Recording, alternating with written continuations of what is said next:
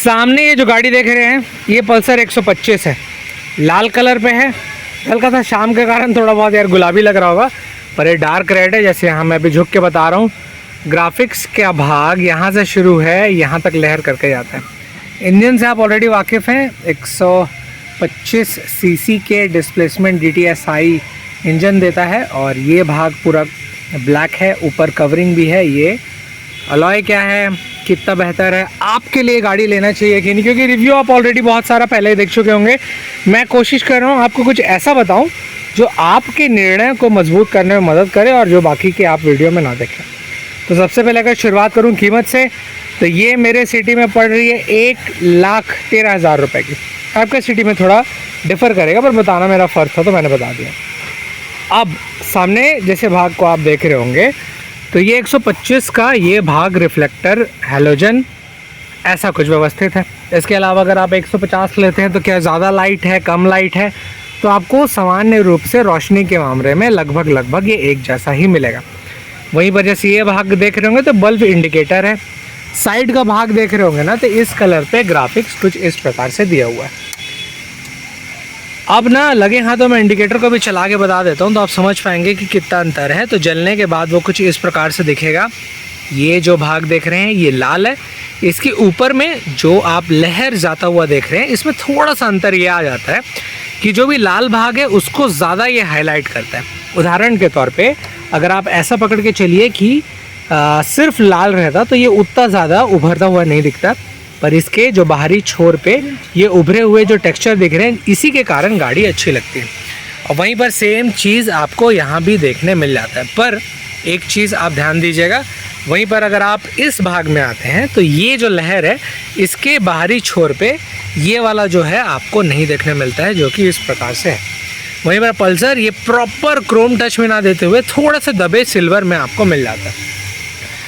अब दूसरी बात, अगर मैं गाड़ियों में बैठता हूं तो क्या होगा, तो सामने मैं चलाते हुए मुझे कुछ इस प्रकार से दिखेगा। कैसा दिखेगा, तो बायां साइड जो है वो RPM का इंडिकेशन है, कितने किलोमीटर पे गाड़ी चल रही है वो यहाँ बताएगा। फ्यूल कितना है, कितना किलोमीटर का ट्रिप चल चुका है, वो सब जानकारी। न्यूट्रल की जानकारी यहाँ, इंजन में कोई प्रॉब्लम होता है, पास लाइट यहाँ बताएगा। और इंडिकेटर अगर मैं जलाता हूँ तो यहाँ दोनों ब्लिंकिंग जाता है, चाहे मैं अगर लेफ़्ट दबाऊँ या इसे राइट करूं, ये ऐसे प्रकार से दो ब्लिंकिंग आता है। अब चलाते समय देखिए कुछ इस प्रकार से ये आपको दिखेगा। परफॉर्मेंस से आप ऑलरेडी वाकिफ़ हैं, पर अगर इस बार मैं बताऊं कि क्या क्या चीज़ें आपको पड़ेंगी, तो हाथ में करेक्ट इस जगह पे रखा हूं तो कुछ इस प्रकार से अपराइट गेस्चर मिल जाता है और मजबूती रखता है चलाने में, क्योंकि ये जो इसका हैंडल है वो एकदम भी फैला ना होते हुए ठीक ठाक है, जो आप आराम से कंट्रोल कर सकते हैं। अब इसका टर्निंग रेडियस कितना है, तो मैं देखिए हाथ को ऐसा किया हूँ और दायां मैं पूरा ऐसे जाता हूँ तो कुछ इतना आप एक बार में मोड़ सकते हैं, जो कि आने वाले समय के लिए बहुत ज़रूरी मंद पड़ेगा। चलाते समय आपकी नज़रों के सामने कुछ इस प्रकार से दृश्य दिखेगा, और वहीं मैं आँखों को हल्का से नीचे करूँ तो कुछ इस प्रकार से टैंक भाग है। अब देखिएगा दो चीज़ें यहाँ पर दिखती हैं, एक ये वाला भाग और ये वाला भाग। ये दोनों भाग जो है ये सामने का जो ग्राफिक्स है उसको पूरा करने के लिए व्यवस्थित किया गया है। अगर ये नहीं रखता तो कुछ इस तरीके से टंकी दिखता, पर यही के कारण ये अच्छा हो गया। अब जैसे मैं चलाते हुए जस्ट बैठा था, तो कभी कभार आप कुछ चीज़ यहाँ रखते हैं तो खरोच ना पड़े, इसलिए टैंक को सुरक्षित करने के लिए ये भी व्यवस्थित है। स्प्लिट सीट है इस कीमत पे, तो ये क्या है, अलग सपोर्ट देता है और ये अलग सपोर्ट देता है दो लोगों के लिए। वहीं पर तीन लोग अगर बैठेंगे ना, बीच में जो बैठते हैं उनके लिए ये थोड़ा सा दिक्कतमंद साबित होता है। वहीं पर जो सामने वाला ये भाग था वो यहाँ भी आपको देखने मिल जाएगा, पर पीछे अगर देखेंगे तो ये भाग को मुझे ऐसा लगता है कि कुछ और रखना था, पर उन्होंने नहीं रखा है।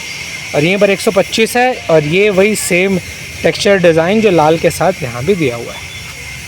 शॉकअप आप देख रहे होंगे कुछ इस प्रकार से है। साथ ही साथ मैं टायर भी आपको दिखा देता हूँ, तो कुछ इस प्रकार के यूरो ग्रिप के टायर्स मिलते हैं जो आपको 80/100 सेक्शन के प्रोवाइड किए गए हैं। वहीं पर क्लोज बाय देख रहे होंगे तो बहुत इंपॉर्टेंट चीज़ है, और वो ये है कि आपको मेड इन इंडिया ये मैन्युफैक्चर्ड मिलता है यूरो ग्रिप का।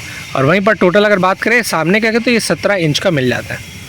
ये जो अंडर काउल है ये भी कभी कभार बहुत फ़ायदेमंद साबित होता है शीटों के लिए, क्योंकि चक्के जब घूमते हैं तो कुछ इस प्रकार से यहाँ छींटा डालते हैं, तो वो छींटों को रोकने के लिए ये गाड़ी भी अच्छी साबित होती है। अब इसके रेंज पे आप कोई सी भी अगर दूसरी गाड़ी लेते हैं और उसमें अगर इंजन काउल नहीं मिलता है तो दिक्कतें ये हो जाएंगी कि कभी भी गाड़ी अगर चलेगा तो सामने वाले चक्के से जो छींटें पड़ रही हैं वो आपको ये चीज़ रोकेगा और काफ़ी हद तक आपके इंजन को डैमेज होने में डैमेज ना होने के लिए मदद करता है। अब देखिए काफ़ी छिटाता है तो बहुत सारी चीज़ों में फ़र्क नहीं पड़ता है, पर अगर लगातार छिटाता है पानी के साथ, स्पेशली रेनी सीज़न पे तो पानी का जोर काफ़ी ज़्यादा रहता है ना, तो ये वाला भाग थोड़ा सा पानी पड़ने के बाद सड़ने लगता है। वो चीज़ें के बचाव के लिए ये बहुत फ़ायदेमंद है और उसी को उसी प्रकार से उसका टेक्सचर बनाए हैं कि जब भी पानी के स्रोत इसमें पड़े तो वो पूरी तरीके से रोक सकें। ये जो भाग देख रहे हैं इससे। अब ये वाला आप देख लिए, यहाँ का देख लिए, पीछे का भी दिखा देता हूँ। तो कुछ इस प्रकार से बैकलाइट है, आप ऑलरेडी वाकिफ़ है। साइलेंसर कुछ इस प्रकार से मिल जाता है, जो यहाँ पर कभी अगर पैर रखते हैं तो इसका पिछला जो भाग पैर का छुआता है ना वो यहाँ टकराता है। अब जब यहाँ टकराता है तो दिक्कतें इसलिए भी नहीं होती है क्योंकि नट के साथ व्यवस्थित है, और अगर मैं जैसे उंगली अभी घुसा के देखूँ तो इतना आपको गैप मिल जाता है, जिसके कारण जो साइलेंसर का मेन गर्माहट है वो आपके जूतों से बचा रहेगा। अगर आपके साथ कभी केस हुआ तो आप बताइएगा कि कभी अगर आप इसमें बैठे हो और बैठने पर क्या है कि नीचे का सोल जल गया हो, तो वो चीज़ें ना जले इसलिए ये चीज़ रखा गया, क्योंकि लंबे समय में गाड़ी चलती है तो ये दिक्कतें होती हैं। तो ये था पल्सर का डिटेल। आपको कैसा बेहतर लगा मुझे नीचे कमेंट्स में ज़रूर बताइए, और साथ ही साथ अंततः मैं इसका चाबी दिखा देता हूँ।